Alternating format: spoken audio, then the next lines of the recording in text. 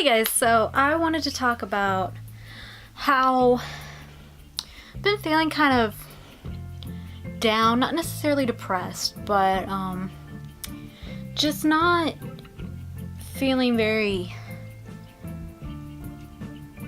it's not a word. I was about to say, my self-worth has felt really low. And a lot of that stems from, why are you having so much trouble focusing? Figure it out. Babe, come on. I'm right here. We good? Okay.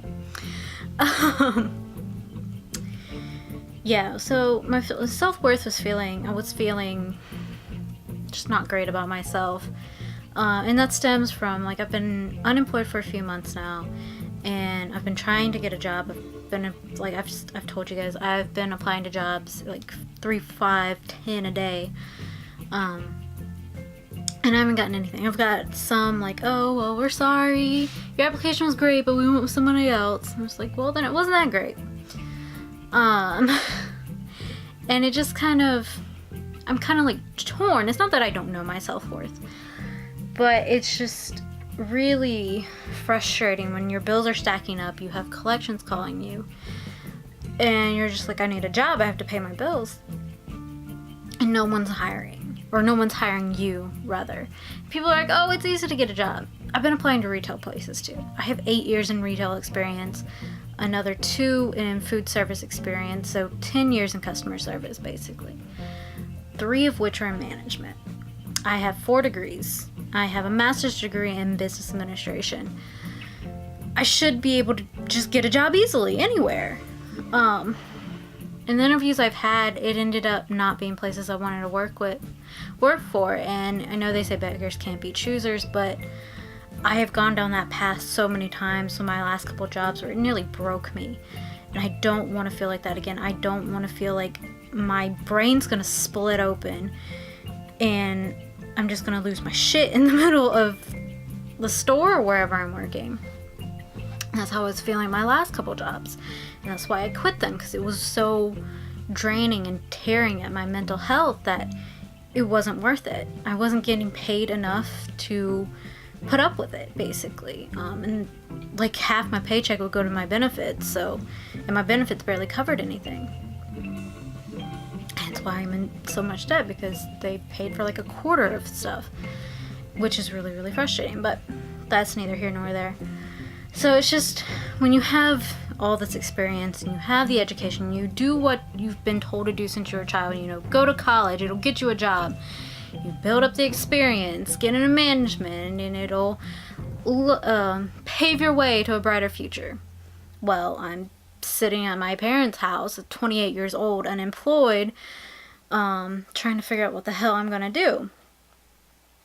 And I have that safety net. I mean, I've talked about it, and I'm thankful I have that safety net. And I'm not asking for any camera.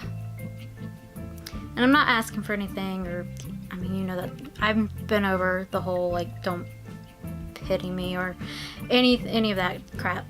I'll figure it out. It'll get taken care of. I always do.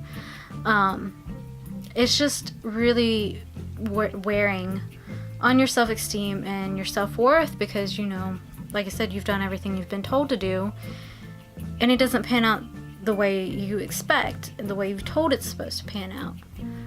Yeah, I'm in a different setup. I just didn't want to clean off my desk from the work I was doing on it. So I just set it up on my bed. And you don't have like all the laundry behind me. Maybe it would focus if I did, though. I don't know. But so, yeah, I was just feeling really down about that. Really not my best. And like I said, it was like a war, kind of like a war kind of thing going on in my mind. It's like, I know I'm worthy of a management position. I know I can do it. Management's easy.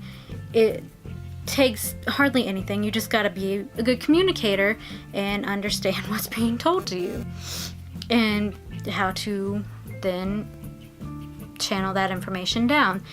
And I mean, that's basically it. Reports are easy. You just, as long as you know what the numbers mean and what those words go along with those numbers and how to fix those numbers if they're bad, then that's all that matters. Like, I mean, not matters, but that's it to the job. It's not hard. And it's really frustrating that I can't even get an entry-level job. Or I'll apply for some, like, I've been looking into marketing and advertising, because that's what I got my most recent degree in. And again, it's simple work. It's not hard. I've never had a hard job. I've had some that have been physically and emotionally and mentally trying and difficult in those aspects, but just like difficult work, no. Most jobs aren't, unless you are a construction worker or a laborer or something like that, or nurse or cop or doctor or anything like that, or firefighter. Those are hard jobs. Those are difficult jobs in many different ways. I mean, retail, it's not hard, but like I said, it's emotionally draining. You have rude people all day, every day, and then you have to deal with the shit behind the scenes. But, so marketing is easy. And a lot of people confuse marketing with sales. You need marketing to make sales, but you don't need sales for marketing, if that makes sense. But a lot of people, especially in their job descriptions, don't understand what that means. Marketing doesn't mean sales, but a lot of job people that they're looking for salespeople are trying to get fresh college kids, you know, some 21, 22-year-olds who don't really know better, and are desperate for a job out of college, by pitching them these sales jobs, these sales positions, under the false claimer of marketing. And I'll go into these interviews and they'll be like, oh, well, you'll be doing the sales position. I'll be like, no, I'm not. That is not what I applied for. And I just don't come back from the second interview. Or I go to the second interview and they're like, okay, we're going to hire you. I'm just like, I'm not doing that. That's not what was told to me. I will not be lied to right out the gate. I'm not doing that. I'm just too old for that shit. Like, I know I'm only 28 and I know I got bills to pay, but no, we're not doing that. I'm not going to work for a company that blatantly lies to you before they've even hired you. That's ridiculous. Just because they need to put asses in seats and just like, and make their sales numbers. I'm like, well, maybe if you actually had a marketing department that actually did marketing, you wouldn't have to worry about that. So marketing and advertising kind of go hand in hand, but they're not the same thing. It's like you have advertising that gets pushed, like when they're done, it gets sent to marketing. Marketing makes sure it goes with everything, what stores or wherever it's going to go, the right placement and how it's going to look and whatnot, how everything is worded. So to intrigue people into buying things. And then that gets pushed to the stores where it's sold. They use the marketing for selling purposes. See, very simple, but it is not sales. And there's a lot more numbers involved in marketing, and you have to see like if this thing is working, it's helping generate sales, and if it's not, scrap it or whatnot. And like marketing is an expensive thing to do, or for people to buy and whatnot. But yeah, so I've seen a lot of those. I've gone to a lot of those. I've applied to a lot of those. And I'm like, well, I'm not doing that. And it's really frustrating because now that I've seen several companies that they're claiming as a entry-level marketing position, I'm not even looking for management. I'm at the point where I'm just like, I will take an entry-level job and work my way up. That's fine. We've talked about how I'd rather be doing creative stuff, but I have to keep working at it. I have to be consistent and build and do more things until it does start paying the bills, if it does. So I need something to pay the bills and pay for my creative stuff. But it's like the curse of having this knowledge is so frustrating. Almost as frustrating as this camera not focusing for anything. We'll deal. Like, it's all on, right? Yeah. Okay, I don't know. I have a sinus headache because allergies suck. But while that's what I want to be doing, I still need to be able to fund it and pay my bills. So that's what I'm looking for, a full-time job with benefits so I can have health care. I don't have to worry about losing it unless I quit. That's the thing with Medicaid. If I get a part-time job but I'm making more than their cutoff amount, then I don't get Medicaid, and then I don't have health benefits, which would suck. Been there, done that, don't want to do it again. And a lot of these entry levels weren't offering benefits. They'd have me working 40 hours a week but not paying benefits. That didn't make any sense to me. And I was like, no, we're not doing that. You cannot pull the wool over my eyes. I've been doing this far too fucking long. Which really annoys me because they're like 20, like I said, early 20-year-olds who maybe have had an internship, maybe worked at a retail job or as a server, but nothing other than that. And they don't know like all the terminology that companies love to use and, you know, the little tricks they do to pull things over on you. And I'm just like, yeah, I'm not gonna do that. But it's really frustrating when you apply to actual marketing jobs or any other type of job. Like I've been applying for marketing jobs at like video game companies like Nintendo and Bandai, and even customer service representative jobs where I have 10 years of experience in. I know how to speak to customers. I know how to handle and solve problems, but even then, I'm there. I get the sorry, you went with somebody else. I'm just like, you went with like a 22-year-old right out of college who has no experience, but you won't take my 8 years, and 3 of which were, or 10 years in total, 3 of which were in management. Okay. And it's just really, really frustrating. It's just like, one hand, I know what I'm worth, and I'm not gonna settle for less than that because I've done that before and it nearly broke me. On the other hand, it's just like, well, what do I have to do for you to hire me? And I've had people go over multiple people, professionals who their job is to help write resumes and cover letters. Multiple people go over those things and they're like, yeah, it looks great. And they might tweak it here or there, just things I miss because, you know, you just really, when you're really focused on something, you miss the details.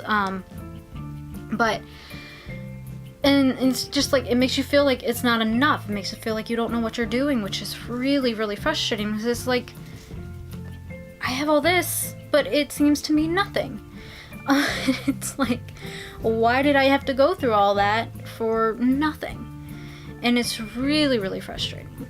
And I want to preface, I was saying it's not because I got a job or anything like that, but I will let you know if I do, because depending on where it's at and what it is, I might have to change up what I'm doing on here, maybe like down to 3 or 2 videos a week. I hope not. I'm gonna see what I can do, make sure to try my hardest to keep consistent, so fingers crossed on that. But I had the follow-up doctor's appointment. You can go watch that video. I'm good. Follow-up doctor's appointment for the gallbladder stuff. And on my way up there, I was like, up at Emory. On my way up there, I was just like, I should apply to Emory, some jobs I had before, and I kind of given up. But I was like, you know what? Just do it again. I'm sure that they got to be hiring something. I mean, it's a huge university. It's a huge hospital. Applying both sides of it. And that was on the way up there. And when I got to the hospital and back in the doctor's office and all that, the nurse, you know, they have their spiel they give you. They ask you all these questions, like if you have a fever, if you've been out of the country. One is like, have you been down or had depression in the last 2 weeks? And I was like, well, yeah, I've been a little down, because I'm not going to lie to my doctor. It's important. They ask those questions for a reason, and it is important to tell them because they can help you if something is really wrong.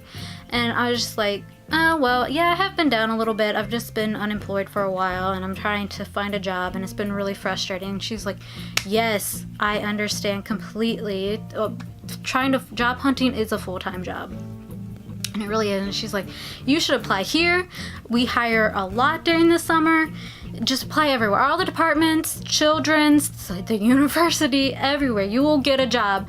And she was one of those people who's so like upbeat and vibrant and just puts out that good energy, that good kind of motherly energy where you believe her and you believe every word she says. But she's honest. she seemed very honest. She's like, that's what I did. I just put in like 10 applications. I had 10 interviews in the same day, and I just was like, I'll pick whichever one calls me back first. And that really lifted me, hearing that from somebody who works at Emory, who went through a similar thing. And I mean, maybe I won't. That is definitely a possibility. But I came on and I was like, oh, I was actually thinking about that on the way up here, about applying to Emory again. Just do it. Get your resume uploaded. Get it ready. Do it. And she was just very upbeat about it, which helped me just kind of get out of that little rut and being down. I felt a lot better when she said that to me. And it's just like, you know, I can get a job. It's just a matter of where and when and timing and all that. So as soon as I came home, I started applying. So fingers crossed, hopefully all goes well, because the more money I have, the less stressed I am, because I can pay my bills, but I can also afford more cosplay stuff, more creative stuff, better internet, and things like that. And I can have more funding into the things I want to do, because there's a ton of little things, some bigger than others, that I'm not even going to talk about until I can get them more solidified. But just much more creative stuff, bigger stuff I never thought I'd do, that doesn't really have anything to do with cosplay or anything like that. It's just ideas and just really fun things I want to do personally. They'll probably go up on YouTube. It is a filming thing I want to do, but I would imagine that's probably what I'm gonna do. And it's like, the more money I have, the more things I can do for myself and for you guys. Because I mean, I watch YouTube, even if it's just somebody like this is the food I eat every day. And it may not be very exciting or entertaining, but it's something to take you out of that reality for a little bit, out of your reality for a little bit, which is nice. And I know that's why a lot of people watch YouTube, and on top of it, it's free, and there is some really entertaining stuff on here. And I want to make this bigger and stronger and more entertaining to begin with, and stuff like that. So, and that was another thing. It was just like, I have no money to do anything. I can't pay my bills. I can't do the creative stuff. I can't do anything. I can't provide them with any entertainment. I was like, but I don't know, that just gave me a lot of hope and lifted me out, just because she was like, just do it, you'll get hired, just do it. Which was really, really nice.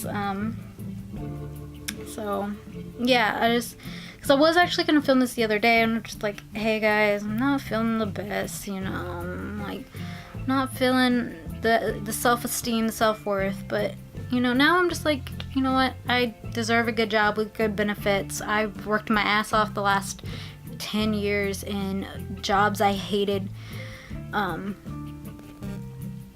just like, I deserve better. I've worked really hard. I've worked with amazing people. I've worked with horrible people, and my experience should be valued. My education should be valued, and should be taken for what it is, and not just, you know, missed one keyword in my resume or my cover letter that their scanning system didn't pick up or something like that.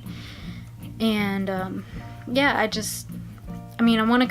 want to be my own boss eventually. I want to do a million things. Like I taught my goals by 30. It's just like, I'm gonna do a million things, plus with the channel, with cosplay, with my life in general, and stuff like that. So I don't know, it just kind of made me get that self-worth back a little bit. I know that might sound crazy, this random person I barely know is just like, yeah, but I mean, that's how inspiration, I guess that's the word I'm looking for, happens. It happens out of nowhere. And so yeah, basically I am feeling a lot better about myself, a lot more hopeful, and yeah, we'll just see if those applications go anywhere.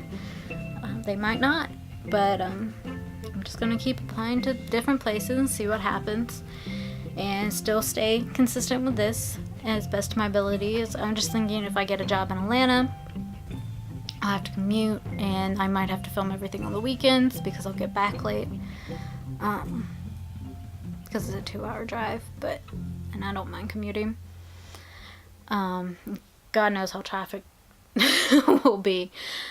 But we'll see. I'll try to stay as consistent as I can once that does happen.